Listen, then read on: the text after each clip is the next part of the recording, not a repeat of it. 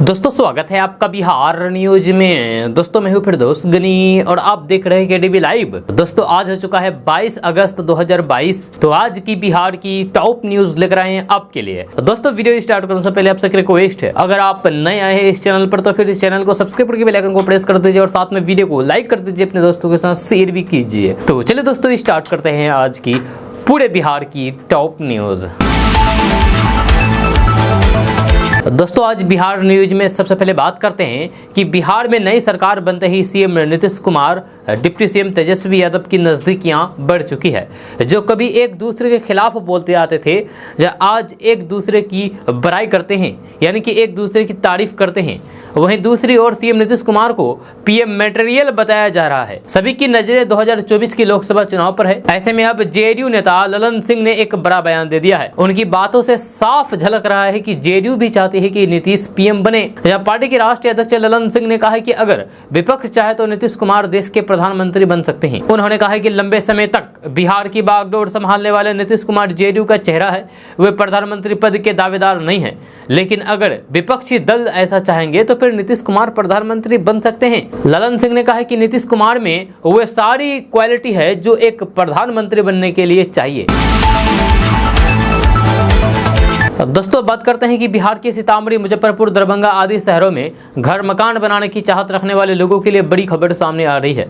ताजा रिपोर्ट्स के मुताबिक इन शहरों में ईंट, बालू, सीमेंट, गिट्टी महंगा हो गया है, जिसके कारण भवन निर्माण यानी कि घर बनाने के कार्य में कमी आने लगी है। खबर के अनुसार महंगाई बढ़ने से बिहार के गरीब और मध्यम वर्ग परिवारों को काफी मुश्किल का सामना करना पड़ रहा है। खास करके घर मकान बनाने वाले सामग्री में लगातार वृद्धि होने से लोग अपने मकान का निर्माण कार्य अधूरा छोड़ रहे हैं। आपको बता दें कि महंगाई की वजह से कई लोगों ने अपना घर मकान अधूरा बना करके छोड़ रखा है तथा दाम कम होने का इंतजार कर रहे हैं, लेकिन निर्माण सामग्री की कीमतों में कमी होने का नाम नहीं ले रही है, जहां इसके दामों में लगातार वृद्धि देखने को मिल रही है। दोस्तों बात करते हैं कि बिहार की राजधानी पटना से अच्छी खबर सामने आ रही है।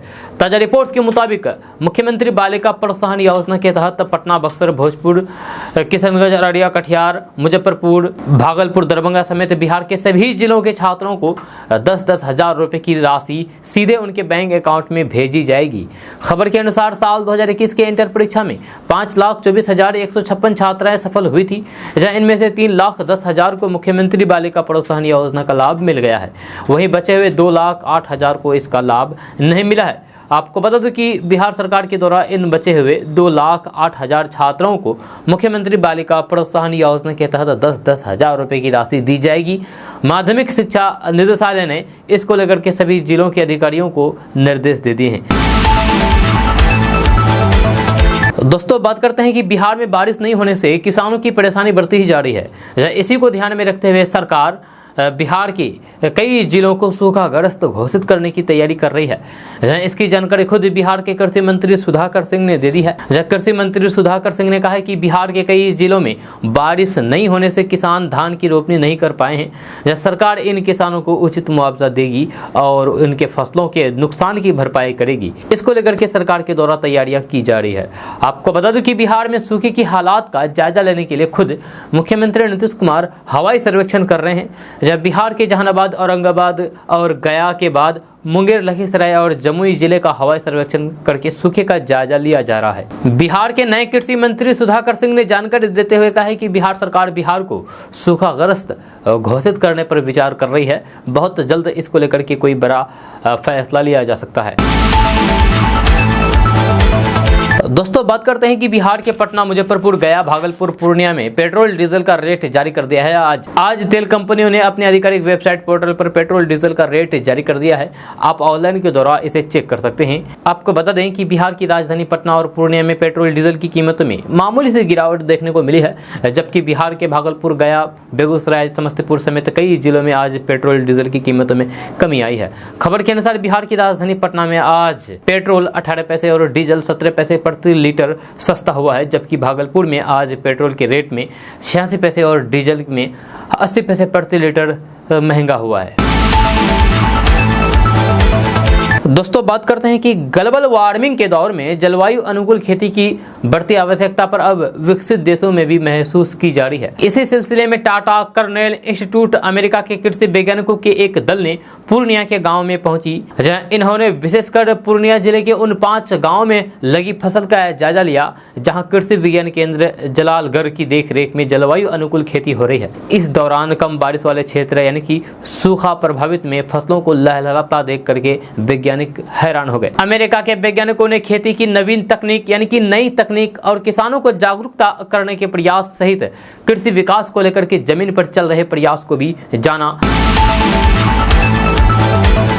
दोस्तों बात करते हैं कि कम बारिश के कारण जमुई और लखीसराय की सबसे बड़ी सिंचाई परियोजना सूखे की चपेट में है, जहां ऐसी स्थिति लोअर क्यूल नहर निर्माण कार्य के बाद पहली बार आई है। कमान एरिया के बुजुर्ग किसान बताते हैं कि 1967 में भी इतनी भयावह स्थिति नहीं हुई थी। इस साल खरीफ सीजन में शुरुआती काल से ही नहर में मात्र 50 क्यूसेक जल प्रवाह दर्ज किया गया, जब बाद के दिनों में तो ये मात्र घट करके 10 क्यूसेक से नीचे चला आया और 14 अगस्त से 19 अगस्त तक नहर में जल प्रवाह शून्य रहा। शुक्रवार की सुबह से ही रुक रुक कर वर्षा हुई तो फिर नहर में भी थोड़ी जान आई, जहां अब नहर का जल प्रवाह बढ़कर के 65 क्यूसेक हो गया है। दोस्तों बात करते हैं कि गुजरात के बिल्किस बानो के साथ हुई घटना के मामले के सभी दोषियों के रिहा किए जाने के बाद से विपक्ष लगातार केंद्र और गुजरात सरकार पर निशाना साध रहा है, जहां और अब इसी कड़ी में AIMIM के अध्यक्ष असदुद्दीन ओवैसी ने जम करके केंद्र सरकार पर निशाना साधा है और कानून व्यवस्था पर सवाल उठाए हैं। इसी के साथ उन्होंने प्रधानमंत्री नरेंद्र मोदी से सभी 11 लोगों को वापस जेल में भेजने की अपील की है। जहां दरअसल असदुद्दीन ओवैसी ने कहा है कि ये बहुत दुख की बात है कि हम आज़ादी का अमृत महोत्सव मना रहे हैं, लेकिन बिल्किस बानो कहती है कि उनके जख्म ताज़ा हो गए हैं। न्याय पर मेरा भरोसा कम हो गया है। प्रधानमंत्री को बताना होगा कि अब क्या किया जाएगा। रिव्यू कमेटी बनी जिसमें 5 सदस्य बीजेपी के ही थे। इसी के साथ ट्रायल कोर्ट के जज ने कहा था कि उन्हें रिहा नहीं किया जाना चाहिए। 50% आबादी क्या संदेश देना चाहती है? थोड़ी देर के लिए ये भूल जाइए कि वे मुस्लिम है, मान लीजिए कि वे हिंदू, ईसाई, सिख या फिर एक इंसान थी। इसके अलावा उन्होंने ये भी कहा है कि आज देश में कोई आवाज़ नहीं उठाता, जब कोई सड़कों पर नहीं उतरता, कोई विरोध नहीं करता। याद रखे, भगवान ना करे कि बिल्किस के विपरीत किसी और के साथ ऐसा हो। रिव्यू कमेटी के विधायक ने टीवी को दिए गए इंटरव्यू में कहा है कि जिन लोगों ने उसके साथ गलत काम किया है वे ब्राह्मण और संस्कारी है। इसी को लेकर के असदुद्दीन ओवैसी ने कहा है कि अगर वे तुम्हारी बेटी होती तो क्या तब भी तुम ऐसा ही कहोगे? आप सभी को साथ ही बता दूं कि इस मामले पर ओवैसी ने कहा कि जब बेरहम लोग जेल से रिहा हुए तो फिर उनका माला पहना करके मिठाई खिला करके स्वागत किया गया और मिठाइयाँ बांटी गई। क्या यही संस्कृति है? जरा सोचिए, अगर बिल्किस आपकी बेटी होती और उसके दोषियों के साथ भी ऐसा व्यवहार किया जाता तो फिर आपको कैसा लगेगा? साथ ही ओवैसी ने कहा है कि मैं दुखी हूं क्योंकि आपने बिल्किस को मुसलमान बनाया है, भारत की बेटी नहीं। दोस्तों बात करते हैं कि मिथिलांचल के किसानों के सपने को उड़ान देने में अहम मखाना को आखिरकार भारत सरकार की ओर से GI टैग मिल ही गया है। यह GI टैग मिथिला मखाना के नाम से मिला है, जब भारत सरकार के वाणिज्य एवं उद्योग मंत्री पीयूष गोयल ने शनिवार की देर रात इस बात की जानकारी अपने ट्विटर हैंडल के माध्यम से दी है। GI टैग मिलने के बाद अब मखाना को मिथिला मखाना के नाम से जाना जाएगा। इसी के साथ इलाके में खुशी की लहर है। केंद्र के इस कदम से मखाना उत्पादकों को उनकी उपज को अधिक कीमत मिलने की पूरी उम्मीद है। आपको बता दूं कि मिथिला का मखाना किसानों की आर्थिक स्थिति मजबूत करने के साथ साथ रोजगार उपलब्ध करा रहा है। देश से लेकर के विदेश तक के बाजार में इसकी मांग है, जहां इसकी प्रोसेसिंग और विभिन्न तरह के उत्पाद बनाने के लिए कई औद्योगिक इकाइयां लगी है, जहां इसका लाभ किसानों से लेकर के उद्यमियों को मिल रहा है।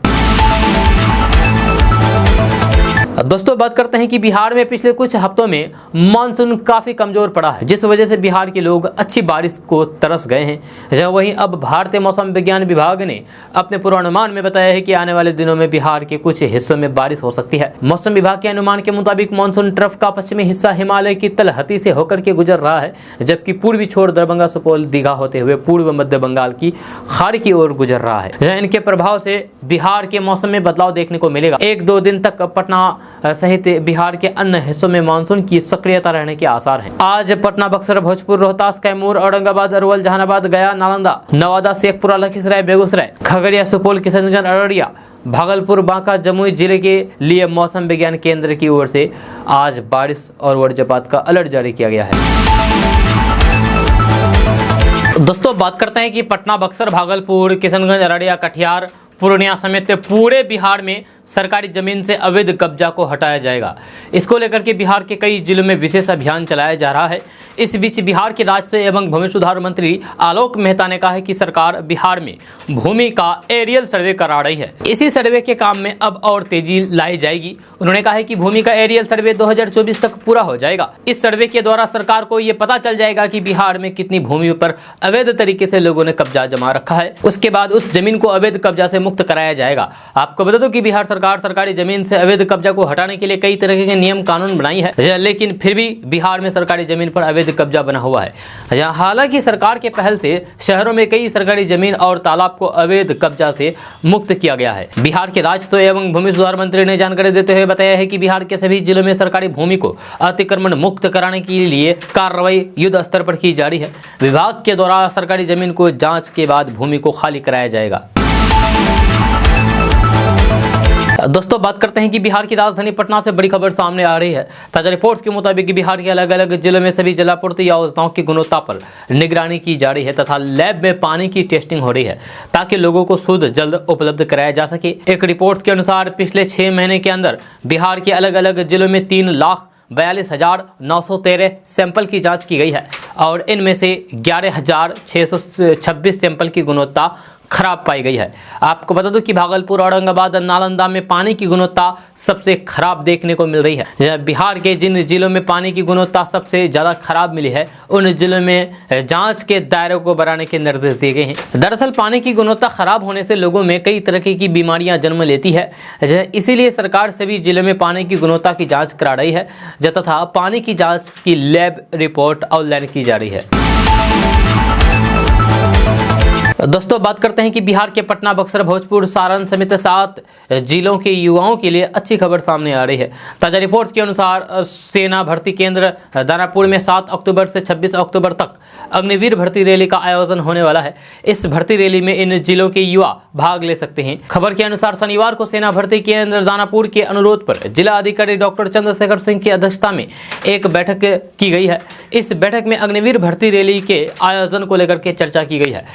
युवा इस भर्ती में उपस्थित होकर के अग्निवीर बन सकते हैं। वहीं इंडियन आर्मी ने सेना में अग्निवीर भर्ती के लिए आवेदन शुरू किया है। अगर कोई महिला इस अग्निवीर भर्ती में भाग लेना चाहते हैं तो फिर वह वेबसाइट www.joinindianarmy.nic.in पर जाकर के ऑनलाइन द्वारा आवेदन कर सकती है। महिलाएं 26 अक्टूबर को होने वाली महिला रैली में शामिल हो सकती है। दोस्तों बात करते हैं कि बिहार में खेती करने वाले किसानों के लिए बड़ी खबर सामने आ रही है। ताजा रिपोर्ट्स के मुताबिक मुख्यमंत्री कृषि वानिकी योजना 2022 के तहत सरकार पटना, पूर्णिया, सीवान, किशनगंज, अररिया, कटिहार समेत बिहार के सभी जिलों के किसानों को 10,000 रुपए की मदद करेगी। खबर के अनुसार मुख्यमंत्री कृषि वानिकी योजना 2022 की तरह किसानों को अपने खेत में पेड़ पौधे लगाने होंगे। किसानों को पॉपुलर का वृक्षारोपण करना होगा। इसको लेकर के विभाग के द्वारा दिशा निर्देश जारी कर दिया गया है।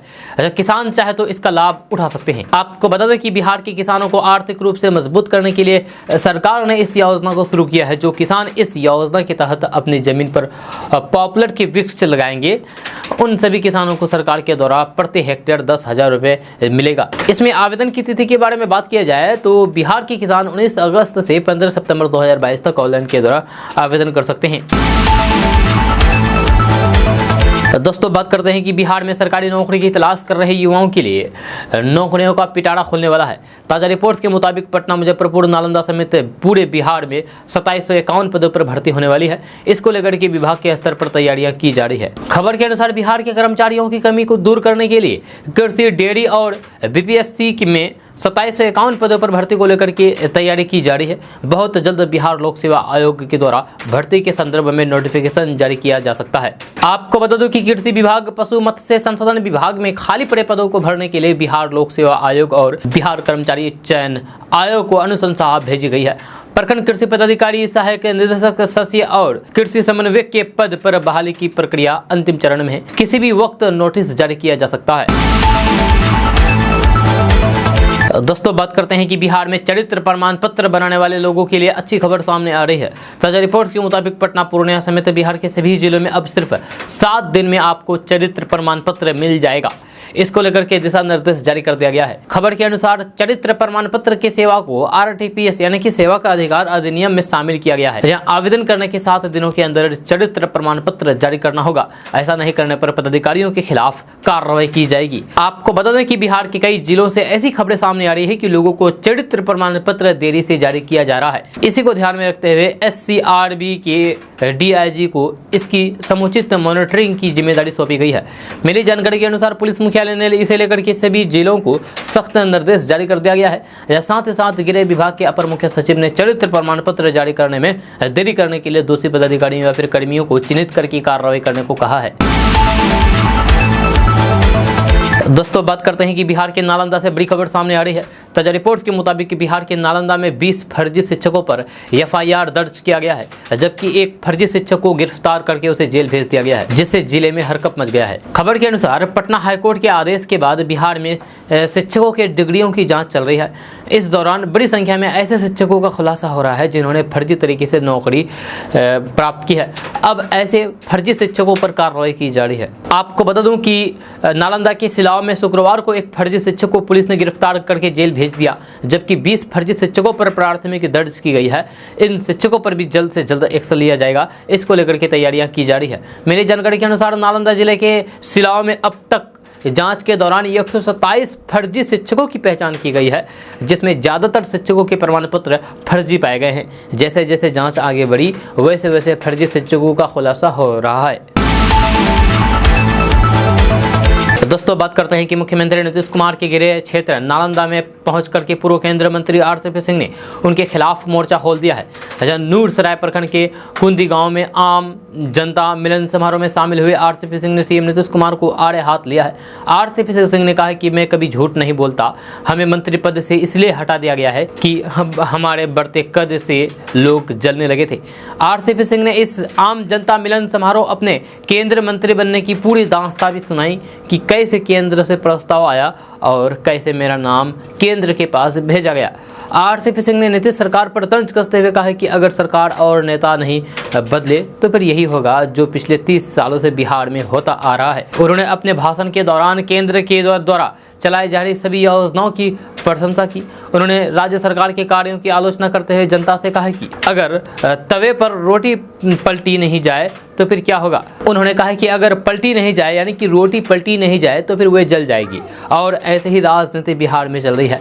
RCP सिंह ने बिहार सरकार पर हमला बोलते हुए सड़क, शिक्षा और स्वास्थ्य के मुद्दे पर प्रदेश सरकार को यानी कि बिहार सरकार को जमकर के लताड़ा। साथ ही बिहार में बढ़ रहे भ्रष्टाचार और आपराधिक घटनाओं को लेकर के कहा कि ये सिर्फ सरकार की नाकामी की वजह से है। जहाँ उन्होंने जदयू के राष्ट्रीय अध्यक्ष ललन सिंह पर हमला बोलते हुए कहा कि हम मंत्री बनाए गए तो फिर उन्हें जलन होने लगी। हमारे इस्तीफा से आप अगर मंत्री बनते हैं तो फिर हम ही माला पहना देते। दोस्तों बात करते हैं कि मानसून बारिश होने से मायूस किसान अब खेतों में लगे धान के बिचड़े को काट करके मवेशी को खिलाने पर मजबूर हो गए हैं।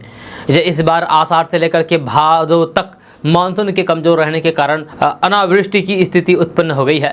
हालांकि संघर्षशील किसानों ने जैसे तैसे पटवन करके धान की रोपनी की है, लेकिन जुलाई और अगस्त माह में अनावृष्टि ने किसानों की कमर तोड़कर रख दी है। जब पानी के अभाव में झुलस रहे धान के पौधे को देख करके किसान हताश निराश हैं, वहीं पीले बिचड़े को देख करके रोपने की आस छोड़ करके उसे काट करके मवेशी को खिलाने को मजबूर हो गए हैं। एक किसान ने बताया है कि बारिश की आस में जैसे तैसे आधे खेतों में धान की रोपनी हो सकी है। सावन भादों में बारिश नहीं होने के कारण खेतों में दरारें पड़ चुकी है, फसल मुरझा रही है। रोपने के लिए संजो करके रखे गए बिचड़े पीले पड़ गए हैं। अब बारिश होने पर रोपनी करने से भी कोई फायदा नहीं है। वहीं एक और किसान का कहना है कि इस बार शुरू से ही मानसून किसानों को दगा दे रही है। जब किसान बारिश होने की आस में महंगे पटवन करके लगभग 70% खेतों में रोपनी कर दी है, वह फसल भी अब पानी के अभाव में झुलस रही है। पंचायत के लगभग 30% खेत आज भी पड़ती पड़ा है। बारिश की आस में धान के बिचड़े अब बर्बाद हो चुके हैं। किसानों से काट करके मवेशी को खिला रहे हैं। दोस्तों बात करते हैं कि आम लोगों को रोजगार मुहैया कराने की बड़ी योजना मनरेगा का हाल बिहार के अंदर क्या है, इसे लेकर के ग्रामीण विकास विभाग में मौजूदा वित्तीय वर्ष की पहली तिमाही का रिपोर्ट जारी किया गया है। मौजूदा वित्तीय वर्ष की पहले 3 महीनों में किस जिले के अंदर कैसा प्रदर्शन रहा, इसको लेकर के विभाग ने विस्तार से रिपोर्ट जारी की है। मनरेगा योजना को लेकर के बक्सर जिला सबसे टॉप पर रहा है। बक्सर जिले को 89 अंक मिले हैं, जबकि इस रैंकिंग में पटना जिला 31वें नंबर पर पिछड़ गया है। यहाँ रैंकिंग में पहली बार अमृत सरोवर के काम को शामिल किया गया है। जब बक्सर के बाद जहानाबाद दूसरे नंबर पर, वैशाली तीसरे नंबर पर, गया चौथे नंबर पर और पूर्वी चंपारण 5वें नंबर पर है। इस रैंकिंग में सबसे नीचे शिवहर जिले का स्थान है। आपको बता दो कि इस रैंकिंग में बक्सर ने एक लंबी छलांग लगाई है। इसके पहले समस्तीपुर जिला मनरेगा रैंकिंग में नंबर 1 बन गया था, लेकिन इस बार समस्तीपुर पिछड़ करके 22वें नंबर पर जा पहुंचा है। ग्रामीण विकास विभाग की तरफ से जारी रिपोर्ट में बताया गया है कि बिहार के अंदर चल रहे मनरेगा के कार्यों में पौधारोपण, नेचुरल रिसोर्स मैनेजमेंट पर खर्च, अमृत सरोवर योजना के साथ साथ SC/ST वर्ग के लोगों को मनरेगा के तहत काम देने के मामले में स्थिति सही नहीं है। दोस्तों बात करते हैं कि मुख्यमंत्री नीतीश कुमार ने सड़क मार्ग से नालंदा, शेखपुरा, जमुई एवं लखीसराय जिले में कम बारिश के कारण उत्पन्न स्थिति का जायजा लिया। इस दौरान मुख्यमंत्री नीतीश कुमार ने अधिकारियों को आवश्यक दिशा निर्देश भी जारी कर दिया है। मुख्यमंत्री ने सड़क मार्ग से दनियावा होते हुए नालंदा जिले के नगर, नौसा, चंडी, मधोपुर, बिंद प्रखंड में धान की रोपनी के अच्छादान का जायजा लिया। शेखपुरा में भी मुख्यमंत्री ने धान रोपने के अच्छादान का जायजा लिया। अलीनगर के किसान मोहम्मद शमीम से मुख्यमंत्री ने धान रोपने की स्थिति की जानकारी ली। किसान मोहम्मद शमीम ने मुख्यमंत्री को बताया है कि यहाँ बारिश कम हुई है, यहाँ का भू जल स्तर नीचे है, जिससे सिंचाई कार्य में दिक्कत हो रही है। दोस्तों बात करते हैं कि बिहार में लोक जनशक्ति पार्टी रामविलास के अध्यक्ष चिराग पासवान ने साफ कर दिया है कि अब वो फिर से एनडीए में लौटने को तैयार नहीं है। चिराग पासवान ने एक इंटरव्यू के दौरान कहा है कि बिहार में JDU-RJD गठबंधन की सरकार ज्यादा दिनों तक नहीं चलेगी और 2025 से पहले मध्यावधि चुनाव होंगे। चिराग पासवान ने यह भी संभावना जताई है कि आने वाले विधानसभा चुनाव में उनकी पार्टी LJP अकेले चुनाव नहीं लड़ेगी। चिराग पासवान ने दिए इंटरव्यू के दौरान कहा है कि पिछले कई सालों से भाजपा ने बिहार में जदयू के सहायक सहयोगी के रूप में काम किया है। अपनी चुनावी ताकत के बावजूद भी वे नीतीश कुमार के सामने झुक जाते हैं और उन्हें एक थाली में मुख्यमंत्री की कुर्सी भेंट करते हैं। आखिर क्यों? क्योंकि बिहार में भाजपा के पास ना तो नेतृत्व है और न ही दूरदर्शिता। चिराग पासवान ने हंसते हुए कहा है कि मौसम वैज्ञानिक का बेटा हूं। उन्होंने कहा है कि मेरी पार्टी गठबंधन में चुनाव लड़ेगी, लेकिन जब हम आएंगे तो फिर हम पुल पार करेंगे। मैं मौसम वैज्ञानिक का बेटा हूं, इसलिए मैं कुछ चीजें देख सकता हूं। या भविष्य की भविष्यवाणी करने में सक्षम होने के लिए अतीत को देखना चाहिए। पिछले 8 सालों में मुख्यमंत्री ने 3 बार अपने गठबंधन बदले हैं और इसीलिए मैं वर्तमान को लंबे समय तक जीवित नहीं देख सकता। अगर 2024 के आम चुनाव तक बिहार में राजनीतिक समीकरण फिर से बदल जाते हैं तो फिर मुझे आश्चर्य नहीं होगा। दोस्तों बात करते हैं कि बिहार में शिक्षा व्यवस्था में सुधार लाने के लिए नए गतिविधियों में शामिल किया जा रहा है। बिहार के सरकारी स्कूलों में अलग अलग एक्टिविटीज़ पर आंतरिक मूल्यांकन किया जाएगा, जिसकी शुरुआत मिड टर्म परीक्षा से शुरू की जा रही है। अब से क्लास 1 से लेकर के 8वीं तक के बच्चों का इंटरनल असेसमेंट किया जाएगा। इन सब गतिविधियों के लिए नंबर भी दिए जाएंगे। अलग अलग एक्टिविटीज़ के लिए उनके हिसाब से नंबर निर्धारित किए गए हैं। जब बिहार शिक्षा परियोजना परिषद द्वारा तैयार गतिविधियों में 12 गतिविधियों को शामिल किया गया है। इसकी शुरुआत सितंबर महीने से की जा रही है। दोस्तों बात करते हैं कि पटना जिले के मनेर और सारण यानी कि छपरा जिले के बीच गंगा नदी में 2 नाव के डूब जाने से कई लोग लापता हैं। जब बालू के अवैध खनन में लगी इन दोनों बड़ी नाव पर ढेरों मजदूर सवार थे। चर्चा है कि नाव पर सवार 15 लोगों को सुरक्षित निकाला गया है। हालांकि कई मजदूर के डूबने की भी आशंका जताई जा रही है। आपको बता दूं कि इस इलाके में गंगा अभी रौद्र रूप अख्तियार किए हुए हैं। बक्सर में गंगा का जलस्तर चेतावनी बिंदु के पार हो गया है, जब पटना में भी गंगा खतरे के निशान तक पहुंचने को बेताब दिख रहे हैं। मिली जानकारी के अनुसार मनेर और सारण के बीच गंगा नदी में अहले सुबह 2 नाव आपस में टकराने के बाद डूब गई। इस हादसे के वक्त काफी तेज हवा चल रही थी। तेज हवाओं के कारण गंगा की लहरें और अधिक विकराल हो गई थी। बताया जा रहा है कि दोनों नावों पर करीब 2 दर्जन मजदूर एवं नाविक सवार थे। इनमें से लगभग 15 लोगों के निकलने की बात बताई जा रही है, जबकि दर्जनों लोग अभी भी डूबे हुए हैं, वो लापता है। दोस्तों बात करते हैं कि 2024 में नीतीश कुमार के लिए उपेंद्र कुशवाहा ने आज बड़ा ऐलान कर दिया है। उपेंद्र कुशवाहा ने कहा है कि उन्हें मंत्री बनाने की कोई भी लालसा नहीं है। उपेंद्र कुशवाहा ने कहा है कि वे केंद्र में मंत्री थे और उन्हें मंत्रिमंडल से किसी ने नहीं हटाया था, बल्कि उन्होंने सम्मान के साथ समझौता नहीं किया और खुद भी हट गए थे। जेडीयू संसदीय बोर्ड के अध्यक्ष उपेंद्र कुशवाहा के कंधे पर अब पार्टी को मजबूती के साथ आने वाले लोकसभा चुनाव में परफॉर्मेंस करने की जिम्मेदारी मिली हुई है। उपेंद्र कुशवाहा का कहना है कि अब वो इसी काम में लगे हुए हैं। उन्हें ना तो कोई पद की लालसा थी और न ही भविष्य में मंत्री बनने की इच्छा बिहार कैबिनेट में रही है। उपेंद्र कुशवाहा ने ट्वीट करते हुए साफ कर दिया है कि वे बिहार महागठबंधन की सरकार में मंत्री नहीं बनाए जाने को लेकर के कहीं से कोई नाराजगी नहीं है और ना ही उनकी इच्छा थी कि मंत्री बनने की। दोस्तों बात करते हैं कि केंद्र सरकार पर कांग्रेस नेता राहुल गांधी ने इशारों में खूब हमला बोला है। उन्होंने कहा है कि तानाशाह की इच्छा ही सरकार की आ गया है। यहां तक कि आरबीआई जैसे स्वतंत्र संस्थान जो पिछले दशकों में भारत के आर्थिक विकास के जरिए जी रहे हैं, इसे भी वक्त वक्त पर सुप्रीम लीडर एवं उनके मित्रों के एजेंडों के सामने झुकने की विवश किया गया है। उदाहरण के रूप में आपको विमुद्रीकरण को याद करना चाहिए। राहुल गांधी ने कहा है कि आरबीआई ने अपने रिसर्च रिपोर्ट में बताया था कि पब्लिक सेक्टर के बैंकों का जल्दबाजी में निजीकरण करना ठीक नहीं है। दोस्तों बात करते हैं कि पुलिस मुख्यालय ने सभी जिला पुलिस को अधिक से अधिक अपराधियों को गिरफ्तार करने का टॉक्स दिया है। इसको लेकर के थानावार रिपोर्ट भी बनाई गई है, जहां बिहार पुलिस की छमाई रिपोर्ट के अनुसार हर दिन कम से कम 725 अपराधियों या फिर आरोपियों को गिरफ्तार किया जा रहा है। जनवरी से जून के बीच 1,31,993 अपराधियों को गिरफ्तार किया गया है, जहां इनमें सबसे अधिक 28,017 अपराधी जून में गिरफ्तार किए गए हैं। इस साल पहले 6 माह में अपराधियों के साथ पुलिस के 6 इनकाउंटर हुए हैं। सबसे अधिक 3 इनकाउंटर फरवरी माह में हुए हैं। इस साल जनवरी से जून के बीच अन्य कार्रवाई की बात करें तो फिर पुलिस ने 19 मिनी गन फैक्ट्री का उद्घाटन किया है। इसमें सबसे ज़्यादा 6 मिनी गन फैक्ट्री जनवरी और 5 मिनी गन फैक्ट्री फरवरी माह में पकड़ी गई है। मार्च में 2, अप्रैल में 1, मई में 3 और जून में 2 मिनी गन फैक्ट्री पुलिस ने पकड़ी है। इसके अलावा जून तक 2118 अवैध हथियार बरामद किए हैं।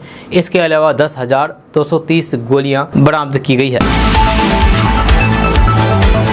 दोस्तों बात करते हैं कि बिहार सरकार के आपदा प्रबंधन मंत्री शाहनवाज आलम ने शपथ ग्रहण के बाद पहली बार अररिया का दौरा किया, जहां आरजेडी कार्यकर्ताओं ने उनका भव्य स्वागत किया।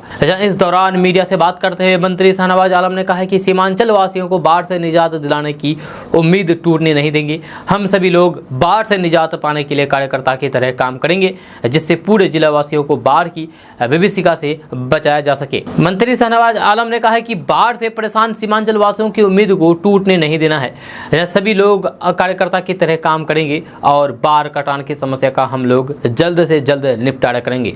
उन्होंने कहा कि आपदा में मरने वालों के परिवार वालों को अब दफ्तर के चक्कर नहीं लगाने पड़ेंगे और उन्हें मुआवजे की राशि की उनके खाते में पहुंच जाएगी। इसलिए सिस्टम को और बेहतर बनाया जा रहा है। मंत्री शाहनवाज आलम ने कहा कि बाढ़ से परेशान सीमांचल वासियों की उम्मीद को टूटने नहीं दूंगा। साथ ही आपको बता दें कि सीमांचल के गांधी कहे जाने वाले तस्लीमुद्दीन के छोटे पुत्र शाहनवाज आलम ने पहली बार 2018 के उपचुनाव में आरजेडी के टिकट पर जोकीहाट विधानसभा से जीत दर्ज की थी।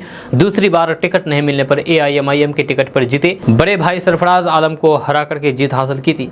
जब पिछले दिनों एआईएमआईएम के 3 अन्य विधायकों को साथ लेकर के वे आरजेडी में शामिल हुए थे। जब बिहार में सत्ता परिवर्तन होने पर उनको तेजस्वी यादव ने आपदा प्रबंधन विभाग का मंत्री बना दिया है।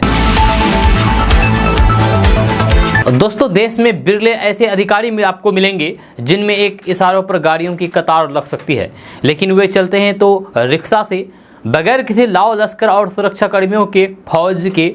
आपने देश में कई ऐसे आईएएस अधिकारियों को देखा और सुना होगा जो बिना गाड़ी और लाव लश्कर के बगैर घर से बाहर कदम तक नहीं रखते हैं। काम पर जाना तो दूर की बात हो जाती है, लेकिन बिहार में एक ऐसे सीनियर आईएएस अधिकारी हैं जिनके एक फोन पर सैकड़ों गाड़ियों की कतार और बॉडीगार्ड की भरमार लग सकती है, लेकिन इनकी सादगी ऐसी जो कभी सड़क पर साइकिल चलाते हुए नजर आ जाएंगे तो कभी गोलगप्पे के दुकान पर गोलगप्पे का स्वाद चखते हुए नजर आएंगे। ये अधिकारी पटना में रिक्शे की सवारी से भी परहेज नहीं करते हैं। जैसे कि आप अपने मोबाइल स्क्रीन पर तस्वीर देख रहे हैं, जहां हम बात कर रहे हैं बिहार कैडेट के 1991 बैच के सीनियर आईएएस अधिकारी एस सिद्धार्थ की, जो अभी मुख्यमंत्री नीतीश कुमार के प्रधान सचिव हैं। साथ ही साथ उनके पास कैबिनेट और वित्त विभाग की जिम्मेदारी भी है, लेकिन इस अफसर की सादगी ऐसी कि पटना की सड़कों पर बिना बॉडीगार्ड और बिना गाड़ी के अकेले घूमते हैं, वो भी रिक्शा पर। बिहार के ईमानदार और स्वच्छ छवि के इस IAS अधिकारी की एक और खासियत है कि सर्दी हो या फिर गर्मी हो, बरसात हो, हर मौसम में कहीं भी ये आपको सफ़ेद शर्ट और काले पैंट में ही नजर आएंगे। जब बिहार के विकास की बात होगी तो किसी काम को कम समय में बहुत अच्छे और जनता के लिए फायदेमंद कैसे हो सकता है, उसमें इनकी दिलचस्पी सबसे अधिक रहती है। ओहदे में उच्च पद पर बैठे एस सिद्धार्थ शनिवार को दिन भर मुख्यमंत्री नीतीश कुमार के साथ सुखार का सड़क मार्ग से पटना से मुंगेर तक जायजा लेने गए थे, लेकिन पटना पहुंचने के बाद जैसे ही मौका मिला वे निकल पड़े शहर में चाय पीने, चाय चाट और गोलगप्पा का लुत्फ उठाने, वो भी रिक्शे पर बैठ करके। सिद्धार्थ की ये तस्वीरें सोशल मीडिया पर वायरल हो रही है, जो आप अपने मोबाइल स्क्रीन पर तस्वीर देख रहे हैं। दोस्तों, बात करते हैं कि बिहार में पहली बार सोना, पोटास, निकेल और क्रोमियम सहित अन्य खनिजों का खनन शुरू करने के लिए नियमावली का पेंच फंसा है। हालांकि लघु खनिजों के खनन की नियमावली जरूर बनी थी, ऐसे में बड़े खनिजों का खनन शुरू करने के लिए नियमावली बनाने की प्रक्रिया चल रही है। खनिजों का खनन सरकार की आय का महत्वपूर्ण स्रोत है, साथ ही आम लोगों के रोजी रोजगार और राज्य के आर्थिक विकास में भी इसका महत्वपूर्ण योगदान होगा। ऐसे में नियमावली बनने के बाद खनन एजेंसी का चयन करके खनिजों के खनन की प्रक्रिया नए साल में शुरू होगी। सूत्रों के अनुसार नियमावली में खनिजों के खनन के तरीके, खनन करने वाली एजेंसी को दी जाने वाली जिम्मेदारी, खनन के पट्टे, समय सीमा और उनसे मिलने वाले राजस्व सहित ढुलाई से लेकर के बिक्री तक की नीति तय करेगी। खान एवं भूतत्व विभाग इसकी तैयारी में लगा है और नियमावली को मंत्रिमंडल से मंजूरी मिलने के बाद लागू किया जाएगा। फिलहाल बिहार में लघु खनिजों के खनन से राजस्व वसूली का लक्ष्य करीब 2400 करोड़ रुपए सालाना था। ऐसे में बड़े और बहुमूल्य खनिजों के खनन से राजस्व कई गुना बढ़ने की संभावना है। दोस्तों, बात करते हैं कि देश में तेजी से रोजगार यानी कि जॉब के अवसर बढ़ रहे हैं। सरकारी से लेकर के प्राइवेट सेक्टर में लोगों को उनके स्किल के आधार पर नौकरी दी जा रही है। हाल ही में जारी किए गए एक रिपोर्ट से पता चला है कि जून महीने में 18 लाख से अधिक लोगों को नौकरी मिली है। कर्मचारी भविष्य निधि संगठन यानी कि EPFO ने अपने रिपोर्ट में कहा है कि जून 2022 में 18 लाख नए सदस्य जोड़े गए हैं। ये संख्या एक साल पहले के समान महीने में जोड़े गए 12,83,000 नए सदस्यों की तुलना में 43% अधिक है। श्रम मंत्रालय ने शनिवार को जारी एक बयान में कहा है कि वेतन पर रखे गए कर्मचारियों पेरोल की संख्या में लगातार बढ़ोतरी हो रही है। दोस्तों, बात करते हैं कि बिहार सरकार में मंत्री और RJD नेता सुरेंद्र यादव मंत्री बनने के बाद अपने गृह जिला का दौरा किया। गया के प्रसिद्ध विष्णुपद मंदिर में उन्होंने अपने समर्थकों के साथ पूजा अर्चना की। सुरेंद्र यादव ने मीडिया से बात करते हुए कहा कि विष्णु भगवान से मैं कामना करता हूं कि हिंदुस्तान का प्रधानमंत्री नीतीश कुमार हो। सुरेंद्र यादव ने आगे कहा कि मैं भगवान विष्णु से नीतीश कुमार के लिए कामना करने आया था। मैं भगवान विष्णु और फल्गु माता से प्रार्थना करता हूं कि नीतीश कुमार को वह देश का प्रधानमंत्री बनाएं। जब पूरा देश और बिहार नीतीश कुमार की ओर देख रहा है, अगर नीतीश कुमार प्रधानमंत्री बनेंगे तो फिर देश और बिहार का कल्याण होगा। जब बिहार जैसे गरीब राज्य का कल्याण तभी होगा जब नीतीश कुमार प्रधानमंत्री बनेंगे। दोस्तों, बात करते हैं कि राजस्थान में एक दलित लड़के के जान जाने पर फैले गुस्से के बीच कांग्रेस नेता और मीरा कुमार ने कहा कि जाति व्यवस्था को पूरी तरीके से मिटाने की जरूरत है। जातिगत पूर्वाग्रह के लिए जीरो टॉलरेंस की नीति को अपनाया जाना चाहिए। मीरा कुमार ने PTI से कहा कि व्यवस्था एक बीमारी है। जाति से संबंधित अत्याचार अक्सर मन पर गंभीर चोट करते हैं। बिहार में नीतीश कुमार के BJP के गठबंधन तोड़ करके एक बार फिर से महागठबंधन की सरकार बनाने के बारे में मीरा कुमार ने कहा है कि बिहार में महागठबंधन की सरकार का गठन स्वागत योग्य है, विकास और एक सकारात्मक संकेत है। मीरा कुमार ने उम्मीद जताई है कि अन्य राज्यों में भी इस तरह के गठबंधन हो।